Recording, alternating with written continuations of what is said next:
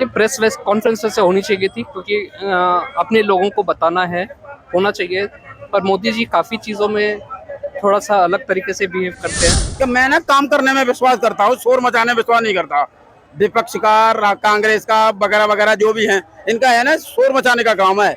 Modi ji silent होकर काम करते हैं। देखिए वो कहते हैं ना, खिसियानी बिल्ली खम्बा नोचती है, ये हाल है विपक्ष का। ऐसी होती है। हमें, मैं अपने आप को इतना ताकतवर नहीं मानूं, मोदी जी भी यही है, ठीक है। सामने वाले को भी कमजोर नहीं मानना चाहिए। हो सकता है वो भी हमारे कहीं ना कहीं नुकसान पहुंचा सकता है।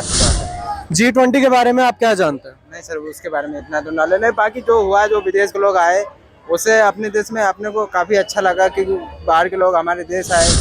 देश में कोई भी बने, प्रधानमंत्री बने, वो खाली देश में विकास करे, जनता के बारे में सोचे, कोई भी बने। नमस्कार भाई साहब, क्या नाम है? राजीव तोमर। जी राजीव तोमर। राजीव जी, आप G20 का ये जो भव्य सम्मेलन हुआ जिसके अंदर विश्व स्तरीय प्रतिनिधित्व किया भारत ने, आपके इस मामले में क्या रहा है? आप किस तरह से देखते हैं G20 के सम्मेलन? अच्छा देख रहा हूँ, ये मेरे लिए बहुत उपलब्धि है।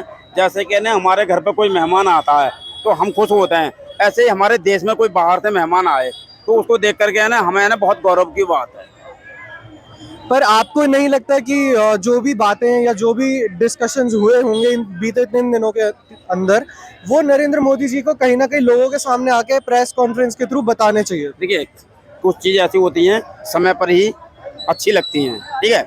हमारे भी घर पर भी मेहमान आते हैं, जैसे मान लिया जाए किसी बेटे के शादी वाले आ गए और उसको है ना सारे को नहीं बताया जाता, कुछ कुछ मेहमान आदमियों खास को होता है, तो धीरे धीरे करके सभी को पता चलता है। फिर हम रिश्तेदारों को, गांव के, बस्ती को, सबको बताते हैं।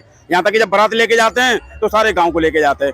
तो ऐसा ही आने वाले टाइम में होगा। पर बीते 6 सालों में ऐसा क्यों है कि एक भी प्रेस कॉन्फ्रेंस नहीं हुई है? देखिए कुछ चीज़ मैंने आपको क्या कहा कि मुझे मालूम पाया कि भैया है ना मेरे खिलाफ या कोई चीज़ मेरे खिलाफ है, मुझे इससे है ना नुकसान हो सकता है, तो हम उस काम को नहीं करेंगे। काम बहुत सारे और भी हैं, माध्यम भी और हैं, ठीक है। जैसे कि मैं वोट डालने जाता हूँ, कहते हैं आई कार्ड लेके आना, फिर उसमें विकल्प दे देते हैं भाई कोई भी आपके पास राजपत्र सरकारी माध्यम से जो भी डॉक्यूमेंट बना हुआ आप ले जाइए, आपको वोट पड़ जाएगा। तो पर पूर्व सभी प्रधानमंत्रियों जो उनकी प्रक्रिया रहती थी कि वो अगर दौरे पे भी जाते थे तो वो उस चीज की भी प्रेस कॉन्फ्रेंस करते थे, लेकिन यहाँ पर बीते 6 सालों के अंदर ऐसा नहीं हुआ है, क्यों? देखिए मैं बताऊँ, कुछ मामले आपको कुछ होते हैं, आदमी साइलेंट होते हैं कि मैं ना काम करने में विश्वास करता हूँ, शोर मचाने में विश्वास नहीं करता। विपक्ष का, कांग्रेस का वगैरह वगैरह जो भी है, इनका है ना शोर मचाने का काम है। मोदी जी साइलेंट होकर काम करते हैं। आपकी ये राय क्या मणिपुर को लेकर भी है? देखिए मणिपुर का भी आने वाले टाइम में दूध का दूध और पानी का पानी हो जाएगा। मणिपुर में पहली बार नहीं हुआ, 93 में भी ऐसा ही हुआ था, ठीक है। तब भी इतना होल्ला किसी ने नहीं मचाया था, आज क्यों मचाया जा रहा है? क्यों? देखिए वो कहते हैं ना, खिसियानी बिल्ली खम्बा नोचती है, ये हाल है विपक्ष का। G20 का यही है, मणिपुर का यही है, लेकिन चंद्रयान 3 जब जाता है तो मोदी जी उसी समय आके प्रेस कॉन्फ्रेंस कर देते हैं, लोगों के सामने आके संबोधन देते हैं। क्यों? क्या कहा, कुछ चीजें ऐसी होती हैं जो सीक्रेट होती हैं। चंद्रयान सीक्रेट नहीं था, ठीक है। मुझे भैया तो कोई काम लेना है, मैं जरूर नहीं है 10 आदमियों के सामने, ठीक है, उसे शो करूंगा। मेरा जब काम हो जाएगा सबको पता लग जाएगा। तो क्या G20 वो हमारे देश को फायदा नहीं पहुंचाएगा? मैंने क्या कहा, कुछ चीजें ऐसी होती हैं, मैं अपने आप को इतना ताकतवर नहीं मानूं, मोदी जी भी यही है, ठीक है। सामने वाले को भी कमजोर नहीं मानना चाहिए। हो सकता है वो भी हमारे कहीं ना कहीं नुकसान पहुंचा सकता है।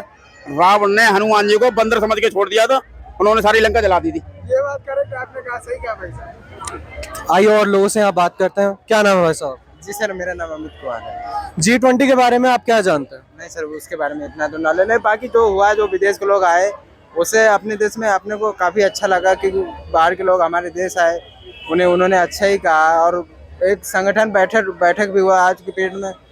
विदेश में अगर कोई इंसान इंडियन जाता है तो उसकी वैल्यू काफ़ी होती है। पहले आज से जब मोदी की सरकार नहीं थी, पहले अच्छा था। जब तक आप मान लो अभी ज़्यादा नॉलेज जितना है उतना ही बोल रहे हैं। चलिए ये बताइए, युवा है, आप वोट डालते हैं? नहीं सर, अभी तो मैं 18-19 साल का हूँ। अब ये 24 में शायद वोट डालने का होगा मेरा सर। तो आप किस तरह से देखते हैं 24 के इलेक्शंस को?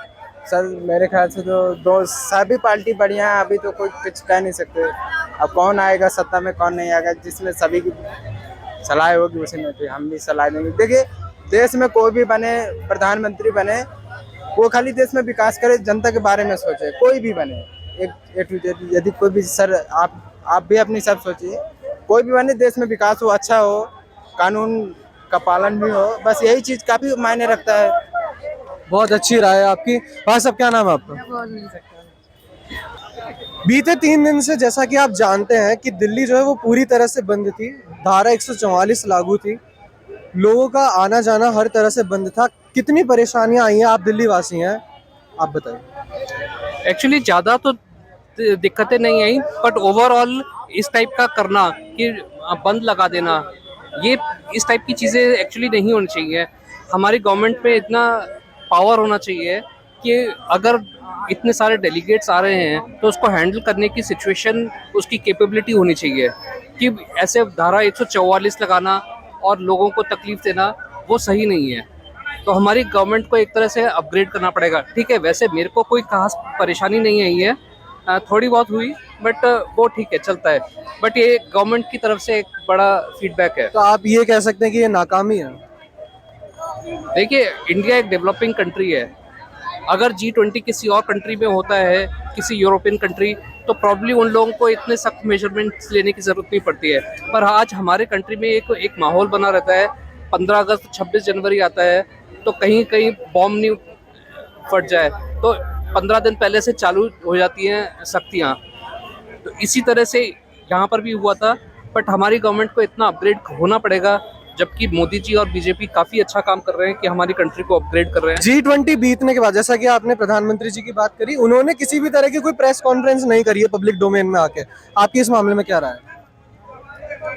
नहीं, जो पेपर्स जो निकले हैं वो सफिशिएंट है, ऐसा कोई मैं प्रेस कॉन्फ्रेंस की बात कर रहा हूँ। मतलब जिस तरह से मनमोहन सिंह और पिछले जितने भी पूर्व प्रधानमंत्री थे वो आके प्रेस कॉन्फ्रेंस करते थे, अगर वो दौरे पर भी जाते थे बाहर कहीं किसी देश में। लेकिन इतना बड़ा जब हमारे यहाँ पे सम्मेलन हो जाता है उसके बाद भी किसी तरह की कोई प्रेस कॉन्फ्रेंस नहीं है।